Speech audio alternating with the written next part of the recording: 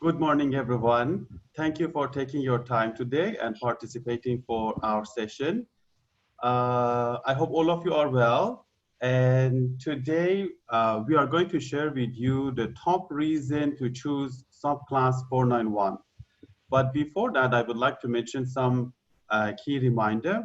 If you want to see all the slides better, you can go to the top right on your screen, press the speaker view. So slides will be bigger and you can view in a better way. You are more than welcome to do any Q&A.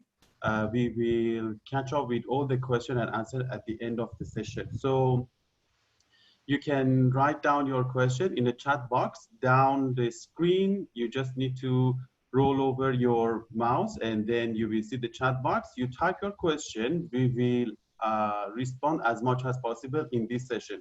If no, we will catch up with you end of the session. I mean, after we end this session. The other thing, we do have 15-minute free consultation if you want. So 15-minute free consultation will take a place if you write down 15 minutes.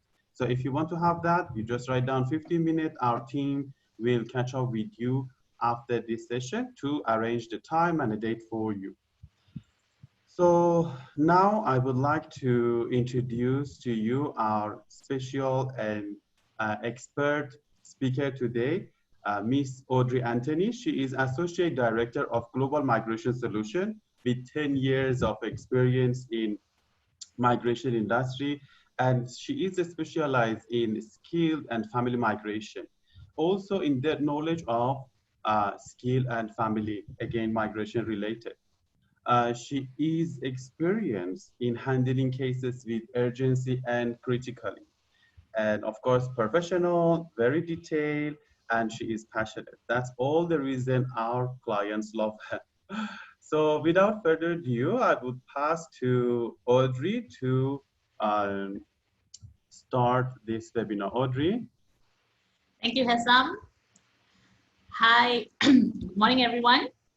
Thank you so much for making time today to attend our webinar. So usually I do my webinars every month once, just to share with you some input about migration, how is it looking like for now and all that. So I know that everyone is now basically getting back to normal, okay, now that all the situation is very much under control. Everyone is back to being out, busy, once again starting our lives, right? So I really appreciate that you're making time to be home and listening to my webinar today. So I hope that the webinar will definitely equip you with a lot of information on how you can proceed further in planning for your migration to Australia.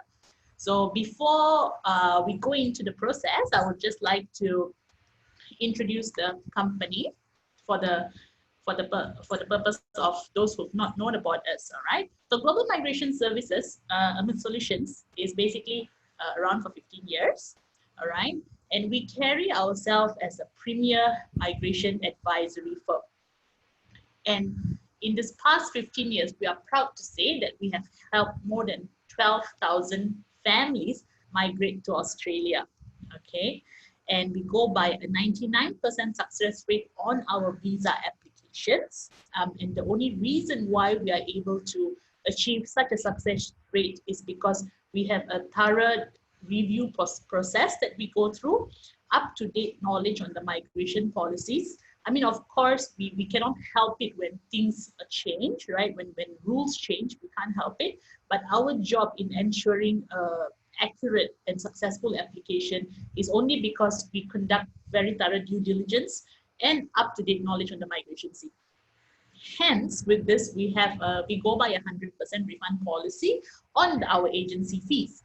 This refund policy on our agency fees would apply because we have the confidence that there should not be an error on your application that is caused due to our negligence. And we are proud to say that we are the only company in Malaysia that has been awarded the top 50 Global Migration Agency CEO Award.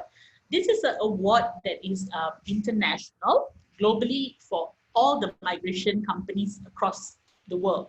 And we have been selected as the top 50. So for this. So we have an international recognition in migration. And we have 4 offices right now, which is in Singapore, Vietnam, KL, and Australia. Okay, in Australia, it's our service office. It's actually in Melbourne. Our programs. So for the longest time, we have been focusing on Australia and New Zealand migration. All right. And the recent years, we've come to introduce other programs, which is by investment, which is Portugal. So Portugal is very, very interesting as well, because we have different clienteles coming to us.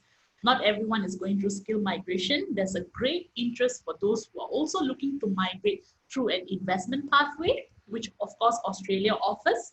But due to the different requirements, for example, Australia's investment pathway requires a lot of residency in Australia. We have a group of clients who likes to hold a second residency. At the same time, they might not be able to commit to a longer residence. So Portugal is perfect for that, because you just have to live like 7 days a year for it's a 5 years visa, which eventually gets you a citizenship. So Portugal is very attractive. US is also by investment. For those who are still keen on US, we help you.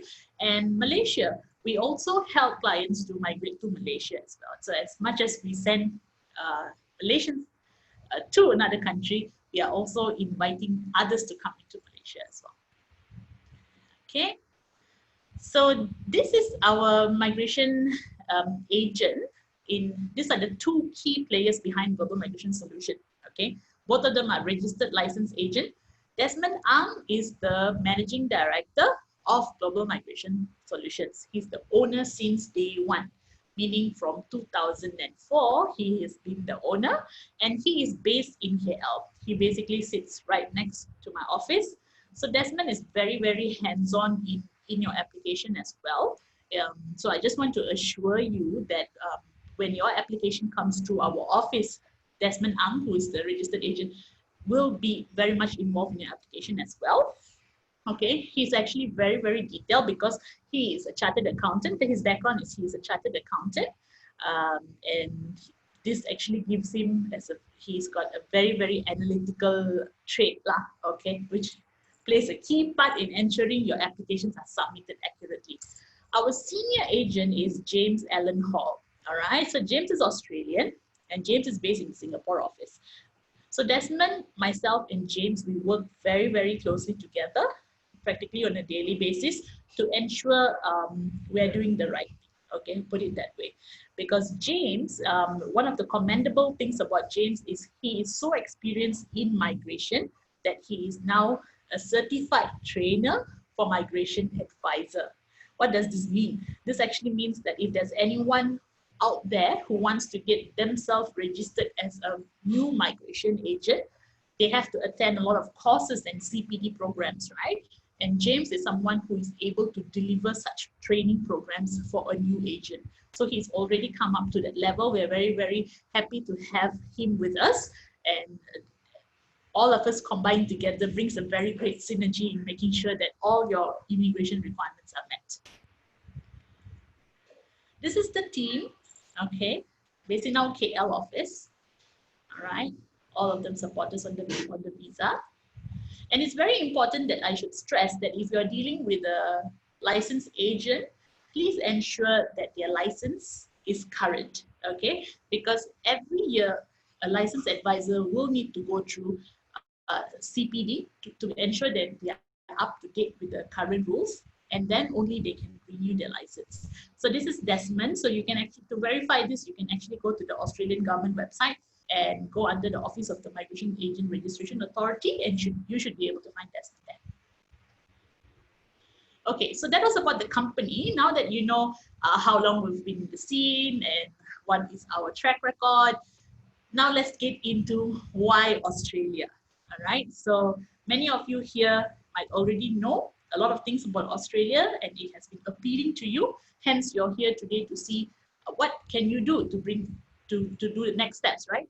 But for many who do not know about Australia, let's see why is Australia so popular for migration.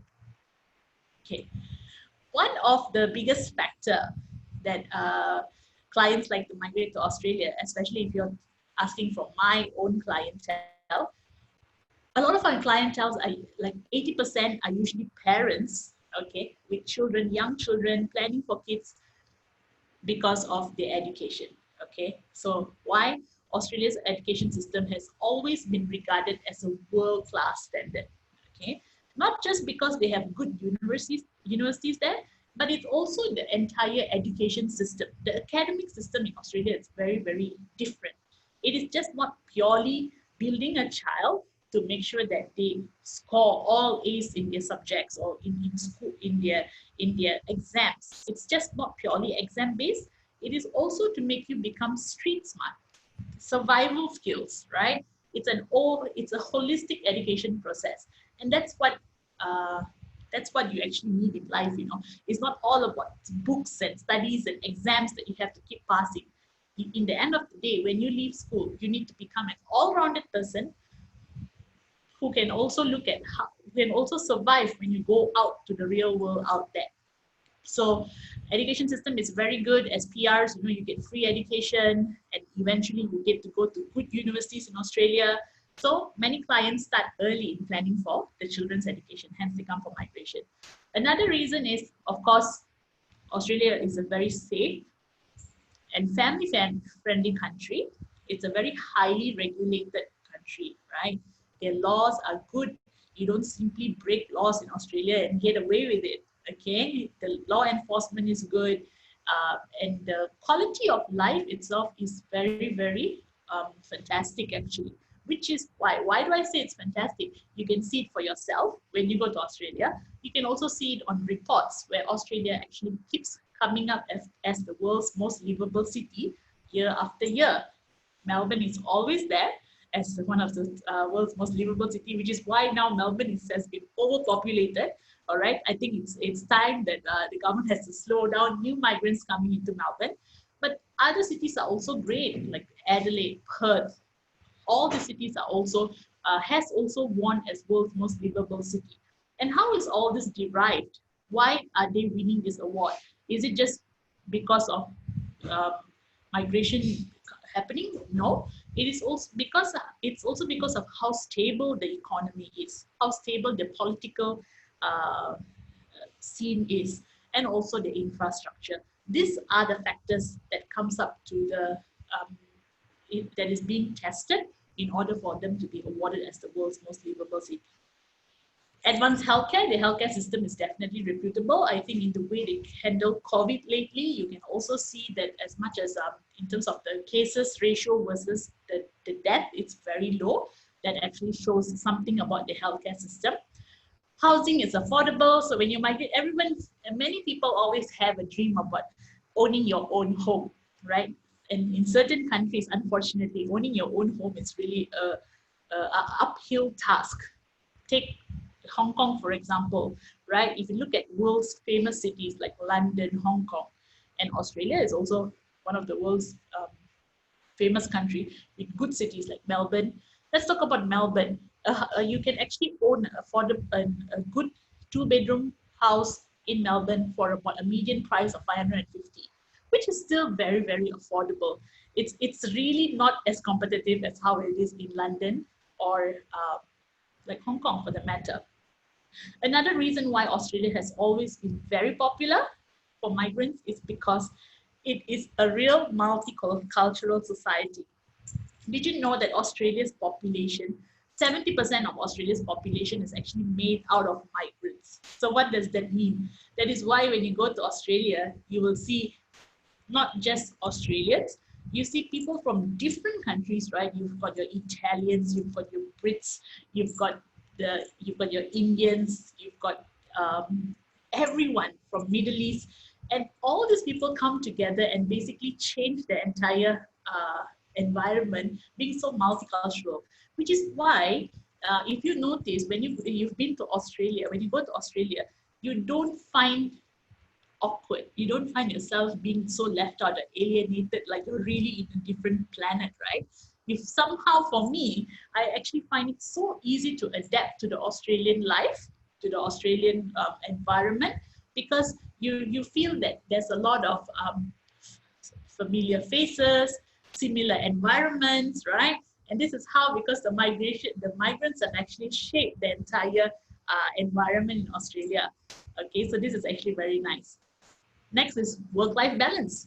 When I speak to singles, why do you want to migrate to Australia especially? Because when you're single, you don't really plan for your child's education or anything of that sort. So what actually attracts you to go to Australia?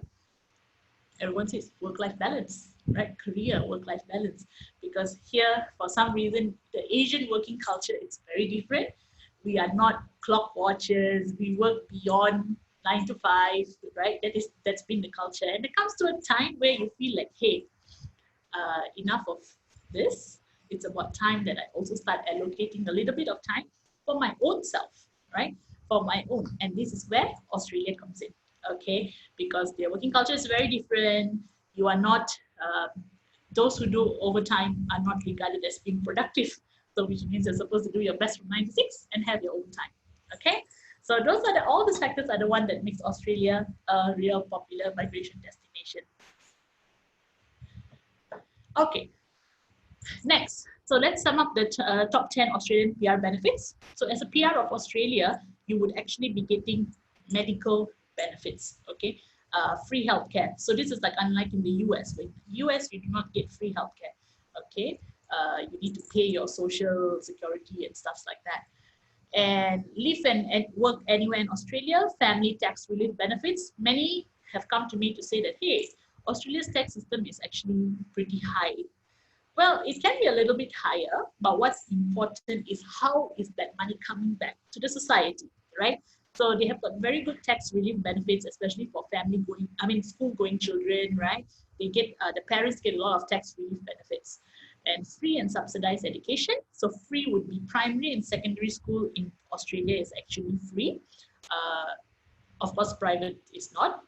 And subsidized would be for your tertiary education. So when you are actually in tertiary, like universities, as a PR, you would only be paying 30% of what an international student would be paying. So if today, in our session today, we have international students from Australia. I mean, if you have graduated in Australia, you would know how much you have paid for your education, right? But if you're a PR, you will be only paying 30% of that.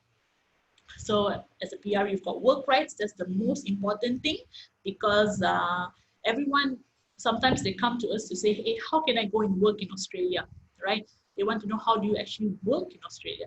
But by getting an employer to just sponsor you, it's not easy, right? It's not easy. So you have to get your own visa and then go and work in Australia. So there's welfare benefits and most importantly, pathway to Australian citizenship. Okay, so when you're in Malaysia, as we know, there is no pathway to citizenship for a foreigner, correct? But in Australia, once you've gotten your Australian PR, you can actually apply for citizenship. And not too long after your PR, you just need to make sure that you have lived in Australia for 3 years in the last 4 years, you can apply for your citizenship. You also get first home buyer grant. This is state specific grant. So it differs from state to state, but I can tell you a range would be between like 8,000 to 10,000. So when you're buying your first property in Australia, you would actually be getting this sort of incentive from the state, okay? You can sponsor your family member. That means if you want to bring your spouse over, your kids, your parents, you can do so. And it's almost as good as a citizen. So many Malaysians, let's talk about Malaysians, right? Not many would actually opt for a citizenship because they still wish to have the Malaysian citizenship, and they just choose to be a PR, okay? And that's totally fine, because the benefits you get as a PR is almost as good as a citizen, all right? What are the two things that you do not get as a PR as opposed to being a citizen? Number one, you cannot vote, okay? And number two, usually you can't get to work in the government sectors, okay? Other than these two, every other entitlement that a citizen gets, a permanent resident gets. So that's actually fantastic, okay? It's very fantastic. Okay, so that was about Australia and what are the benefits. Now let's look into the visa itself, visa options under skill migration. So When you speak about a skilled migration visa to Australia, basically there are 3 visas we could look at. The first one is actually called skill independent, subclass 189. So when you say it's independent, that actually means you do not need to have a sponsorship from a relative or from a state government. And the system basically automatically sends you an invitation to submit a visa depending on how high your points are in the system, all right? So this visa is really getting tougher year by year, all right? The minimum points to qualify is actually 65, but for this visa right now, it's actually standing at about 90 points, okay? So it's really getting tougher, but if let's say you actually qualify for this particular visa, you would actually get an immediate permanent resident at visa approval. Okay, so when your visa is approved today, you're already a full PR in Australia, which is really, really fantastic. But of course, it's also not that easy to qualify for this. But let us decide if this visa is for you or not when we do the assessment for you. The next visa is skill nominated, subclass 190. So when the word nominated, you actually know that you need to go through a state nomination, yeah? So you will need to see which particular state in Australia has your skill on the list, and we need to apply for a nomination. And this also gets you a permanent residency. So this visa, in my opinion, is also getting tougher, all right? It's also getting tougher because I personally can already know that the direction of Australia government is not to give out the permanent residency as your first visa. It's to give you a temporary residence first. So hence the permanent resident programs are getting tougher, very, very competitive. I still have clients who can qualify under this, yes, but percentage is very, very minimal, okay? So if this too is getting tough, then what else do we go for? So we should be looking at something like Subclass 491, which we will be talking about in detail today, right? So Subclass 491 was introduced last year, November. It actually replaced the previous visa, Subclass 489, okay? So 489 used to be the older visa where it was 4 years, you needed to stay 2 years and work 1 year, then convert to a PR. But with Subclass 491, how does it work? It's actually through a state or a relative sponsorship. So there's 2 ways to apply for a 491. If you have a relative, or you can go through a state nomination. And when we say relative, who's a relative? It's basically as far as a first cousin. So it's your siblings, can be your parents, can be your uncle, aunt, and first cousin. Okay, that is the furthest we can go to. And they cannot be living in Sydney, Brisbane, or Melbourne. So those who are living in Sydney, Brisbane, or Melbourne are not eligible sponsors. I'm sure 80% of everyone has someone in Sydney, Brisbane, or Melbourne. Unfortunately, we can't use them as a sponsor. Okay, so this visa 491 would actually grant you a temporary residency. Okay, this temporary residency is for 5 years. Okay, and in this 5 years, you need to fulfill some conditions so that you can convert this visa into a full permanent residency. Again, I would love to stress again and again about how good this visa is. Okay, why you should not shy away from applying this visa, because this visa gives you a pathway to a permanent residence. So your objective should be, how do I get into Australia to be a PR eventually? Of course, the first choice is to try for permanent for 189 and 190. But the moment you can't do 189 and 190, do not stop your dreams of migrating to Australia. Think of how else can you enter to Australia to eventually get your permanent residency. So how did you get your permanent residency? Through Subclass 491 is basically, in the 5 years, you would need to live for 3 years and work for 3 years in a regional area in Australia, which is anywhere except Sydney, Brisbane, and Melbourne. Okay, as long as you do not live, work, or study in Sydney, Brisbane, or Melbourne, and you work for 3 years, your income level in these 3 years should be minimum 53,900 per annum. Okay, it's per annum 53,900. Live for 3 years, you can convert to a permanent residency. Okay, it's not complex. It is something that you definitely want to go to Australia and do, right? When you go to Australia, I'm sure you want to work. And if you're talking about a 53,900 income in Australia, this is actually a very basic income level in Australia. It's not a high income level in Australia because 53,900 is achievable when you do a full-time job. Okay, I will share more about that when you come to see us or anything like that. So Subclass 491 has a very simple way of converting to permanent residency, and this is going to be Australia's direction moving forward. I can tell you that. The fact that I've been in the migration industry for 10 years, I have seen how easy 189 and 190 was previously. Okay, and I always used to try and push clients to 189, 190. But now 491 is the way if 189, 190 doesn't stand a chance. Okay. Okay. So now let's look at what are the key factors that makes Subclass 491 a good visa to choose, right? What are the top reasons? So number one, as I said, it's a TR visa with a definite pathway to PR. See, temporary resident, many people don't like to hear the word temporary residence for some reason, okay, because they feel like, hey, I don't want to be in Australia temporary, I want to be in Australia long term, I want a PR. Yes, we understand that. So, but this TR is not the same as the TR like a 485 temporary graduate visa, because that expires after 2 years or after 3 years. There is no pathway to convert, okay? This is not a TR like an employer sponsorship visa like Subclass 482, where after 2 years or 4 years, again, it expires. There's nothing automatic. But here, I would like to stress again that for 491, you have a pathway to convert into a PR. Of course, it expires in 5 years. But as long as you fulfill the condition that you need to do for the 5 years, which is 3 years of employment, 3 years of residency in a regional area, you can definitely get the PR, okay? You will only not get the PR if you fail to fulfill the condition, or if you had violated the condition by going and, for example, getting employed in Melbourne, okay? So that's violation. Other than that, it's really, really not complex to get the PR converted, okay? Next, wide option of regional areas, all right? So this is actually very interesting because Perth is now regional. Okay, Gold Coast is regional. Many of my clients get excited when I say like, hey, you can actually go to Gold Coast.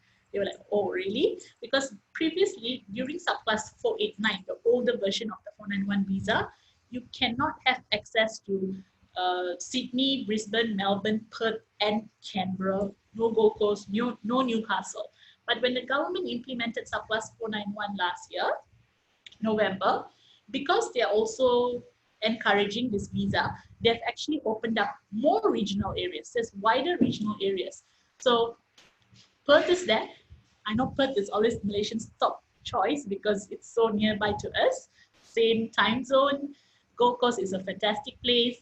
And there are many who also like to be close to Sydney. So Newcastle is there. And clients who have family in Melbourne, if don't fret if you can't migrate to Melbourne, because you can still live and work in Geelong, and Geelong is just about an hour's drive from Melbourne, right? So you can still get to be close to your family. You can visit them every week. You can choose to even be with them for 2 weeks. It doesn't matter because your official residence is not Melbourne. You're visiting, okay? So Adelaide has always been a top choice for regional. Adelaide is always there. But I'm just sharing that there's wider options now for you to choose from. So why not? And this is just for the first 3 years that you cannot live in Sydney, Brisbane, and Melbourne, okay? Once you have converted into a full PR, you can actually live anywhere you want. You can go back to Sydney, you can go back to Melbourne. So Subclass 491 also gives you good benefits like a PR, okay? So one of the benefits is Medicare, medical benefit, okay? So Medicare was previously only given to permanent residents, okay? After the implementation of 491, Medicare is now being given to even a temporary resident through Subclass 491. So why are you suddenly getting a medical benefit when you're not even a permanent resident? Because the government is being very fair. Because you are required to have an employment that you pay tax, right? Which is at 53,900 per annum. So in return, you're also getting Medicare. Primary and secondary school is still free education. And another thing is you're proposed to have full benefits. This is how to say, this is something which is still pending in Parliament. Okay, there has been a proposal that a subclass 491 visa holder gets the equal same benefit as a permanent resident in Australia. So there's a proposal, and this proposal has gone through 2 levels of approval. It is now pending at the last level, which is the Senate level. And this is pending since end of last year. As you know, end of last year there was bushfire, and then this year they got busy with COVID. So this is still pending. So I'm not saying that bang on this and make sure you get this. No, I'm saying if you get a 491 and if this comes in, it's really a bonus. Okay, but for any reason, even if that doesn't happen, whatever that is still available now is still very good for subclass 491. Qualify with 50 points. Okay, this one I would like to stress is not for every occupation. Okay, so when you say qualify with 50 points, is because through a subclass 491 you get 15 points added to your point test. So you would be, because minimum is 65, right? So you need to have 15 points from the state. So as we know, accountants, IT occupations, these occupations are really competitive. So being just at a bare 65 is not going to help. But for many other occupations, bare minimum would help. Okay, so do not think that you will not be getting through the process because you're just making the bare minimum. Let us decide that for you. Please come and see us for a quick assessment, and we will tell you if being at a bare minimum of 65 would work for you or not. Okay. And priority processing by Department of Home Affairs. Okay, so this visa is the first visa amongst, so there's 189, there's 190, there's 491, right? But the government is only granting a priority processing for subclass 491.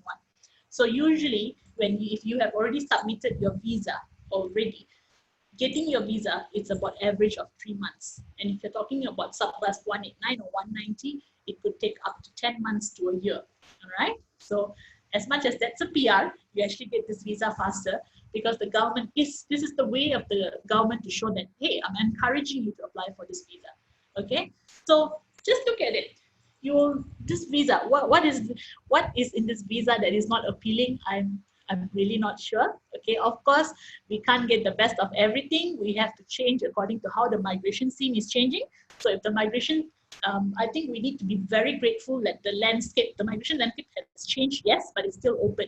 So when it's open, we need to try and leverage on the best way to move forward. And for me, 491 is a no-brainer. It's a good visa, and we should look into this. Okay, so clear. So that was the visa options. I'm just going to quickly run through with you for skill migration. What is the basic requirements that you need to have? First, you will need to have an Australian standard for occupation. So there's 3 categories of occupation list, which is MLTSSL, the long-term list, short-term, and the regional occupation list. There are 3 occupation list category. We need to see if you have a skill on any of this list. And you need to have a generally high level of English. Band 6 hardly works these days, guys. Okay, Band 6 hardly works. So minimum would be a proficient English, which is a Band 7, or in PTE, it's a 65 in each component when you take the PTE English test. But a lot of my other clients, usually if they're IT or like engineers, accountant, to be honest with you, I would say like 65 might not be sufficient, and I'll usually ask them to get a score of 79 to be on top of the game.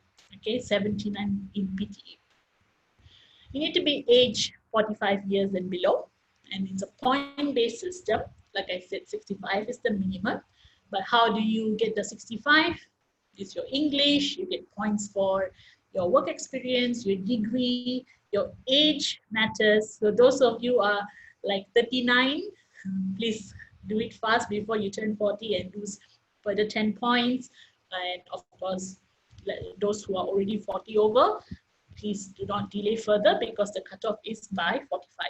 Okay, so there's a lot of factors that we will actually assess you on the point base to see where you stand. So that's the basic requirement. But how was the process like, right? So first, the process starts with you having an occupation, a nominated occupation. So how do you have a nominated occupation? We will assess you and say, okay, let's say you're a marketing specialist. Okay, so you're a marketing specialist, and then, but who confirms you're a marketing specialist? Or let's say you are a systems analyst. Who confirms you're a system analyst? We need to submit your documents to the skill assessment authority. Okay, so we submit it to the authority. The authority looks at your qualification, looks at your work experience, looks at all these things. There will be some authorities that would practice deduction of work experience. All this takes place in the skills assessment authority. So we need to do this very carefully. And I must tell you that the skills assessment requirements are just getting more tedious, really, really tedious by the day. Okay, it used to be so easy that you just submit a degree. Now it's all about submitting your employment the past 10 years. You might need to get org charts. You need to show projects that you need to do. So all this is something that we will guide you through closely to make sure you meet the requirement to get a skill assessment positive. Then you do your English test, like I mentioned, IELTS or PTE. I would actually recommend PTE, okay, especially if you want to get this high scores. Once you've completed your skills assessment, that is when you actually submit your expression of interest. Expression of interest is where you submit your profile to wait for an invitation. And only when you get an invitation, you can submit a visa application. So invitation is mandatory. Invitation is critical. How do you get an invitation? We can do a state nomination or a relative sponsorship, but which one do you do? If you're doing a state nomination, which state do you choose? Which state meets, which state is suitable for you, right? All this is where we help you to determine, okay, especially in the more challenging states right now. We need to really pick and choose which is going to be best for you, and then submit your expression of interest and hoping you get a invitation. So as much as we do our best to make sure that you get the state nomination, please note that there's a lot of control on the state's end, right, to come up with what occupation is needed for when. So once you've gotten an invitation, then you submit your visa application, and that's when you do your medicals and your police check. So during this visa application stage, that is when the immigration officer is assessing your application. So they'll assess all the things you've given and validate every information. If everything is okay, you then get your visa approved. Okay, so this is how the whole process is. Okay, so it's just 4 stages, but every stage here has a lot of work to do, a lot of information at every stage. We need to be very, very careful. And as far as we are concerned, the moment you have already crossed expression of interest, getting your visa is really not a problem already. Okay, so that's the process. So yes, as I told you, the landscape is changing, it's getting tougher, but it doesn't mean Australia doesn't want to do the migration program and doesn't want migrants anymore, okay? Australia still needs migrants, okay? Australia definitely needs migration is a very, very strong component of Australia. Okay, it's never too late to fight for Melbourne or Sydney. I'm sure there's some in this group who's thinking like, oh, but I must go to Melbourne. I must go to Sydney for your own reasons, right? It's never too late to fight, because it's not like they have shut off options for Melbourne or Sydney. No such thing, but it's just lesser. It's slimmer, right? So we will tell you if it's a possible route or not, right? The route is still open, but whether it's possible for you, let us advise you on that. And hey, Perth, Gold Coast, Adelaide, Tasmania, Canberra are all welcoming you guys. All right, so why not get into these cities first and then go to your dream place? And migration will also add up to 1% to annual average GDP growth from 2020 to 2050. This is the research. Research supports migration actually adds up 1% to the annual GDP, you know, so which is so critical for Australia's economy, especially even post-COVID. There's a lot of recovery that needs to take place, and migration is still one of it. And a skilled migrant of working age is likely to add more to tax revenue versus government support. So especially during the elections, there's been a lot of things going on to say that, hey, migrants are coming to Australia and taking over the job, and migrants are coming to Australia and not working. Okay, this is all the news that was going. But when the research is really done, and this information is actually from a research, that a skilled migrant of a working age is likely to actually pay more tax instead of getting government support. Right? Please ask yourself: are you actually going to Australia and not work at all? No one. I don't think that any one of us here is actually migrating to Australia not to work and just wait for the government support. I don't think that's our objective. So the truth is, a migrant actually helps the Australia's economy. So the migration program will not just stop like that.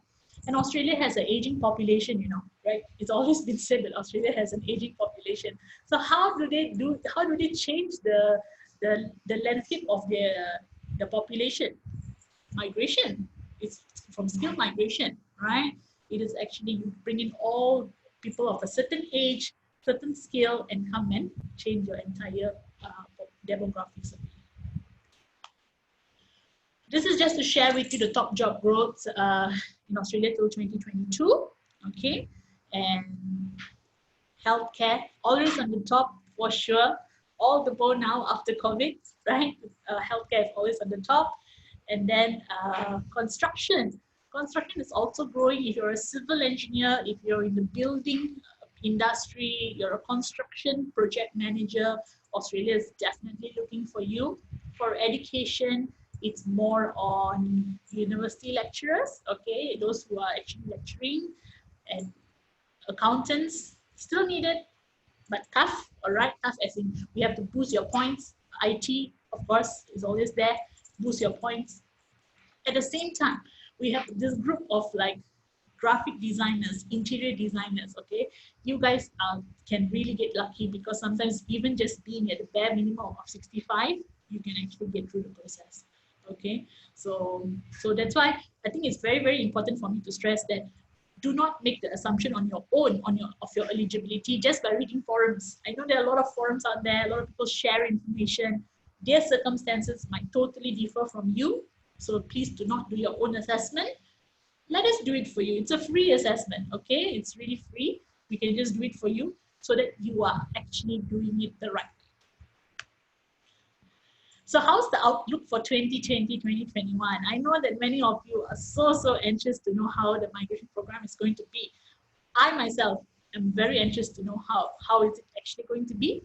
So far, the news that we have got this thus far is actually the program size for 2019 to 2020, which is the last year's program size, pretty much remains until further advice, okay? So why is there a delay? So many are thinking that the program is suspended, okay? The program is not suspended, yeah. The program is not suspended. It is ongoing, but there's just a delay in the states opening up because they've not been advised on the quotas yet. So why have they been not advised? It's because the parliament was not operating. Parliament was supposed to usually every year, Parliament usually finalize it. And by July, when the new fiscal year kicks, everybody knows what to do, okay? But unfortunately, because of this global pandemic that took place, what has happened is there's a delay. Budget is going to be in October, okay? And October is when they will really know full swing what's going to happen. But in the meantime, nothing is suspended, okay? South Australia is actually expected to open early August with the nomination program. So here in my office, we are still busy preparing my clients who've already come on board with us to make sure that they are ready for South Australia nomination, right? The skill select invitation round has already started. The skill select invitation round is the automatic invitation we spoke about for Subclass 189, and the family sponsorship goes to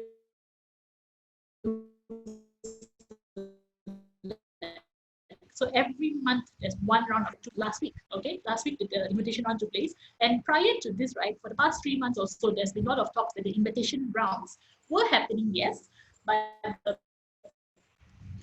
the focus was only given to health professionals, okay? which is totally understandable because at that time you need to give the quota to the higher health professionals. But the last round that took place, we have all the information that they have already started to even invite engineers. Okay, engineers were already invited. So they're slowly getting back into normal, just like how we are also slowly getting back into normal after COVID is over, right?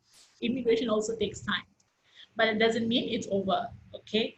So after the federal budget in October, definitely there'll be more indication perhaps, but I think what we can do is the fact that the program year, the announcement was made where the program year remains with this same size until further changes. So until the further changes, guys, do what you can. See how fast you can, even if let's say there's going to be a change that might not favor you, but you still have time from now till October to see what you can do best, okay? So the key is do not delay. The key is do not delay if you are keen on migration. If you're keen on migration, every step matters, every time matters, so do not delay, okay? So because we do not want to be caught off guard. So it's a long process. So basically we have how do we manage clients in global migration? I just want to share with you because it's a long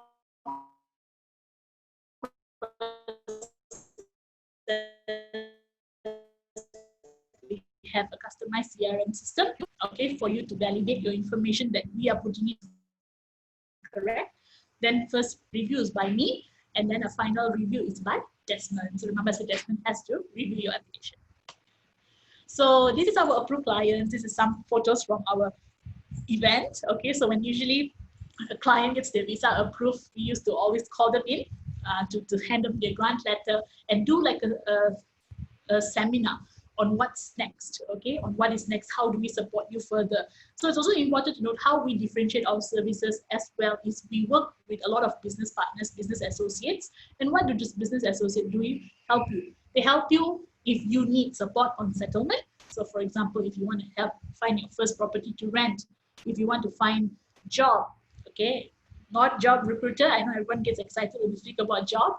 We don't have a job recruiter with us, but we have a job specialist with us. This job specialist basically would guide you how you should do your cover letter, how you should do your LinkedIn, how you should do your CV, or how do you apply to a job. This is all the coaching that we help you through, okay? So don't worry, don't be too worried about what's going to happen when I move. We are always trying our best to keep improving our services to also support you on the other end, all right? Okay, so if you could just take a few moments, I'm just going to share with you a testimony from our clients who have made it to Down Under.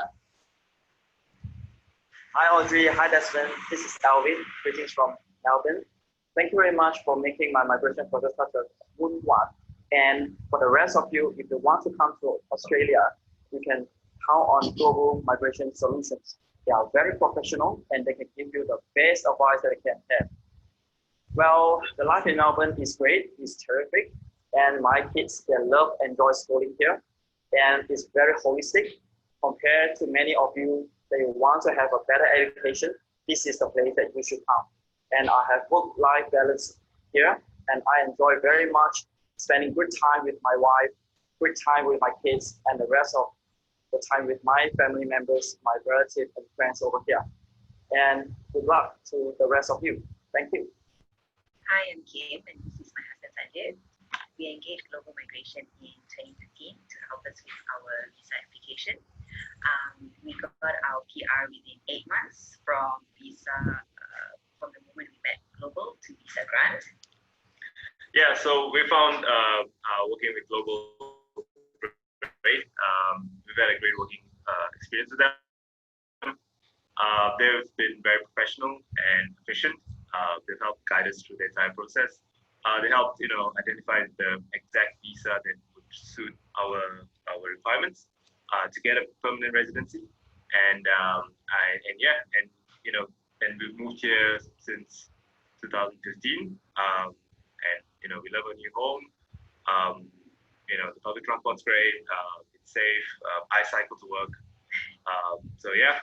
It's clean. Yep. Good infrastructure and good quality of life. Yep. So so we'd like to say a big thank you to Global. Yep. And Audrey for helping us with our PR. Yep. All right, thank you. Bye-bye. Hi, good morning. This is here. Hi, this is Shama here. We are here to give you a brief idea and just summarize the journey that we had. It was a very nice experience with the migration team. And choosing a migration agent involves a lot of decision making, and we had a lot of choices both in Malaysia and international. But in the end, global migration team has given us the confidence that we require to make this decision. And I'm really happy because right from the day I entered their office, really, we thought we made a best choice. Selecting a migration consultant was a big task for us.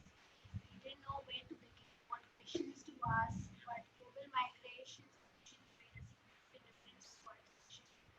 The belief that their team can take us there was the best part. We put our complete trust on their team. Yeah, and then I'd also like to add here that we had few references, and we did our research also. And finally the decision was right that we wanted to engage with global migration and follow them until the outcome. The entire process was handled by expertise and special team. Timely updates and information on the status mattered to us the most, and we were not disappointed. We respect and highly recommend global migration solution. And I think I'd like to give you a big thanks to Audrey and Jean, Desmond, and the entire global Global migration Migration Solutions, for making. making our dream come true. So we are really happy with you guys. Thank you. Thank you. Thank you.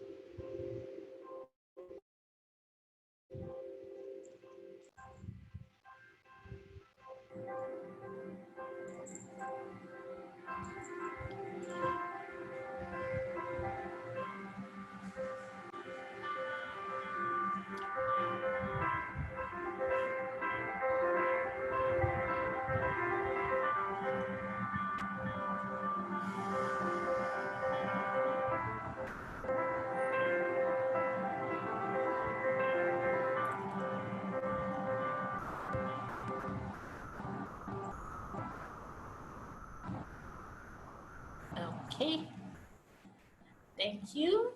So I hope that was very, very heartwarming, right? To see clients very happy after getting their visas and all that. Okay, it's always it's always wonderful to hear from clients once they've already migrated to Australia. Okay. So next step, advice on how to choose an agent. So basically, I believe with the migration getting not as straightforward as before, it is actually very important to have a migration agent who is experienced to handle your application. So whoever that you are actually appointing or whoever that you're going to go ahead, always ensure that you're dealing with a registered migration agent with a current license, as I mentioned. Easy accessibility to you. Okay, so when you talk about easy accessibility, many ask us if it makes a better choice makes better sense to actually engage somebody in Australia, an agent in Australia. It actually doesn't matter, because when an agent in Australia, they don't do paper-based submission, they don't go to immigration office, they don't walk in anywhere. Okay, the migration process is actually fully online, very transparent. You know that Australia is regulated, so it's not going to work through back doors or anything. What's important is easy accessibility to us, right? And make sure that you're with someone who you're comfortable with. Expect open and clear cost breakdown. Okay, so this is something that we will share with you in the detailed consultation. We'll walk you through every cost for your family, everything, so that you have a complete picture, how much it's going to cost you, how are you going to plan your finances. Okay, because migration is not an easy decision. Okay, it's not like a simple decision. You need to definitely plan everything properly, ask questions and be satisfied with proper answers, and do not be pressured into signing. I mean, to be fair, on our side, we'll always tell you, yes, because time is of essence in migration, right? Because the policy changes can take place anytime. So at your best interest, we tell you, like, please do not delay. Please do not, postpone your intentions or anything of that sort, but only do it when you are really sure that you want to migrate. But the moment you are sure you want to migrate, then you shouldn't delay already. Okay, but until you are sure your mind is right, do not be pressured into starting the process. All right. So what's next? So the next step is basically, so there's 3 steps basically. First one is to consider. I believe all of you here are in the first step right now. You have considered, and that's why you have come to this webinar, right? So you discuss with you after this webinar. Next step is to see if you are eligible. Do you stand a good chance in this process or not? Is this worth your time, your effort, your money? How would you know this? Book a consultation with us. So the first step is, before the consultation, you can always have a quick chat with us for 15 minutes or so, which earlier Sam shared with you. Type in the chat box if you want me to do a quick assessment for you for 15 minutes. We are more than happy to do that. Then we take it more detail. If everything is okay, then you start the process. Okay, so one at a time. Okay, one at a time. One thing that we can assure you, that I can assure you, is we only give you genuine advice. We're transparent about everything. An assessment, if we find that you do not have a good chance, we will tell you upfront you do not have a good chance. Okay, so no cost, no worry. Let us check it out for you and come and see us. Okay, thank you. I guess that's it from me. Sam, I'm done. So perhaps you can take over now. Okay, sure. So basically, thank you so much, Audrey. Was very good all the session. I can say, because we have a lot of questions actually. So I will go through some questions with you, and then before that, I would like to mention, for those who I reach out to those who mentioned about 15-minute free consultation. I have already texted you. If you have not received text, meaning we could not find you on the WhatsApp, please text me on the WhatsApp. The number is on your screen. So there are some questions. One of them is about, I just mentioned how you guys can reach to us. This is the one, and from the WhatsApp, I will assist you for the next step, how to share your CV and everything. So one of the question I can see is about if I can take my family member to with me under 491. This is one of the question, Audrey. If you can take your family member, is it? Yes, with 491, if I can take my family member. Okay, definitely. The Australia's permanent residency application or temporary resident application is always for your entire family unit.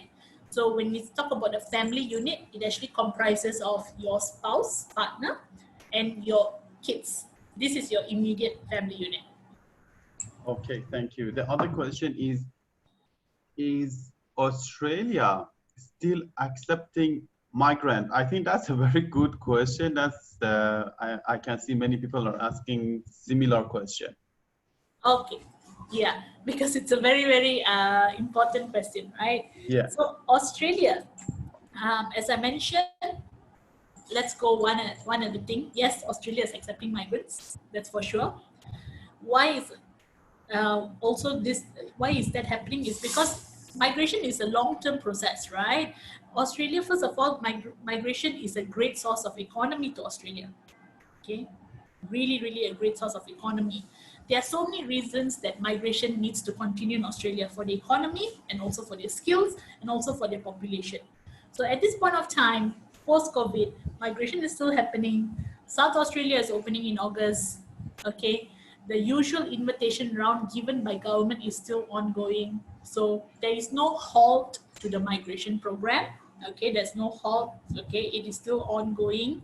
The only thing is there could be delays in the states being advised as to how many quotas they get. That's it. Okay.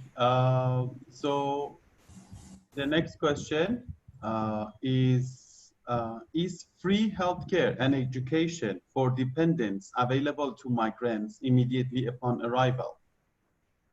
Yes, it is. It is your immediate entitlement for your Medicare. So even if you're applying under Subclass 491, where you're a temporary resident, the healthcare is immediate, education is immediate for primary and secondary. The only education that is not subsidized for a temporary resident under Subclass 491 is the tertiary education. Okay, so tertiary is not subsidized for TR. But if talking about primary, secondary, and free healthcare, yes. Okay, that's great. Another question is, do I seek employment in Australia first or get PR approved first? That's actually a very big question I face on not only in this webinar, in everyone concerned. I can say that they are confused a bit. Yes, all the call or the when they reach out, they are concerned that should I go for employment first? Should I find a job first? Can we address it a little bit more detail, Audrey? Okay, sure. So the first answer is we won't stop you from doing that. Okay, that's the first rule. Because if you actually try to apply and somebody is really keen on your skills and they're willing to give you an employer sponsorship, go for it. Fantastic. Okay, that is something which is possible. But the question is, how possible is it? Very, very minimal chances on getting that. Okay, so that is why when you actually try to get a job first in Australia, the essential thing a recruiter or an employer comes back to you is they ask you back, do you have a visa? Okay, so you can try applying, but they're going to ask you, do you have a visa? And you're going to say, no, I don't have a visa. So how do you get this visa? And that is why you need to first apply first for a visa that gives you full work rights, like the skill migration, 189, 190, 491, all these visas give you full work rights. So the usual way and the high chances way is usually you get your own visa and then you approach the employer and then they like your profile. They're going to be like, do you have work rights? You tell them, yes, I have work rights, right? So as much as I won't rule out chances that people just cannot simply apply for a job, because really if you have a niche skill like Australia really wants, there might be an employee who wants to sponsor you. But I can tell you, chances of that happening might be 1 to 2%. Okay, so what happens to majority? Majority will need to apply for your visa first, then apply for a job in Australia after that. Does that address the question? Yes. Thank you so much. There are a lot of questions. So few of them, I just address it very fast. One of the attendees asking, I'm 51 years old, what other option? For those who pass 45 years old, the other option would be business and investment migration. There are two different pathways. You can reach out on the WhatsApp number or call me on that number. I can explain to you and send a brochure for more information. Another question is how my spouse can contribute points. I advise you to do the 15-minute consultation because that's a little bit detailed. We need to check on your spouse CV, eligibility, and all the detail. So there is another question is, according to Australia last week, 489 and 491 has been put on hold for now. Will this have any impact on application now? I don't think they put on hold 491. 489, it has been suspended, right? It's after 491 come. So I don't think they put 491 on hold and is still going on, but would you please address this as well? Yeah, so to be clear, there's no more 489.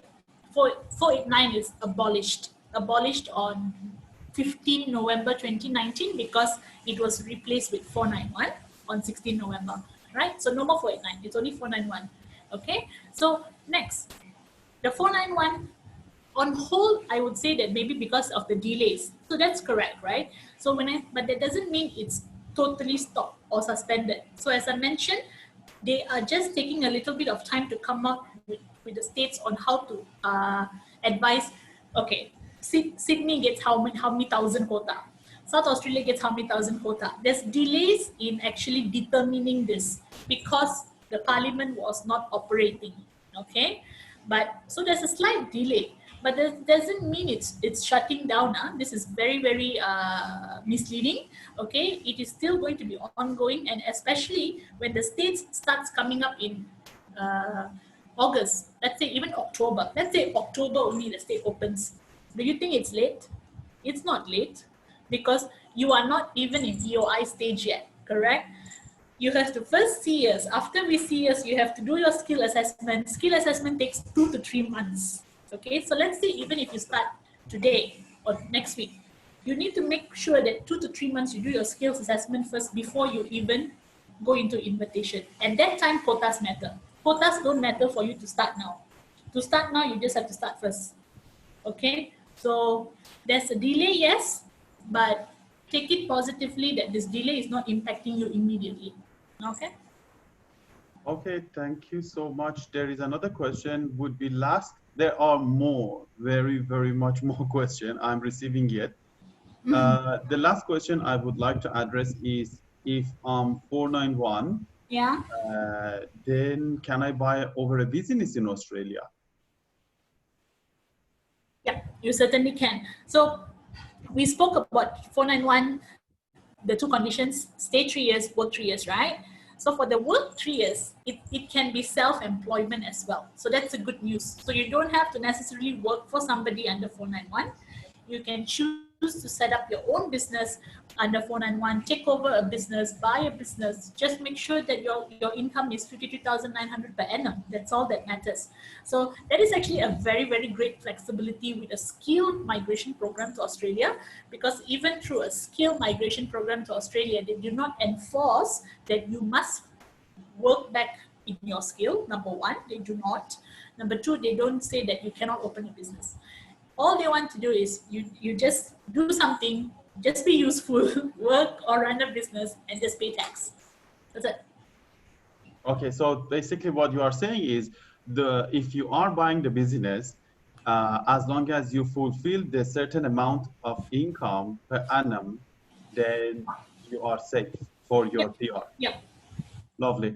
There are very much more questions. I address one fast, which is they are asking if I hold another country passport, like all the Middle East, all the anywhere passport. As long as you are based in Malaysia, we can help you on that, as long as you are eligible for skilled migration pathway.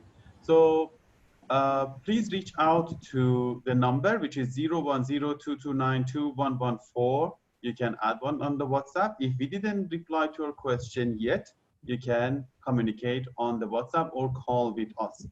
And we will come back to you. Audit, thank you so much. It was very fruitful. I can see from all the question here. Yeah. And thanks for your time. And yeah, see you for the next round. Thanks for everyone attending this here and having your time with us. We will catch up with all of you again. See you guys and be safe. Thank you. Good weekend. Be safe, guys. Bye. Bye.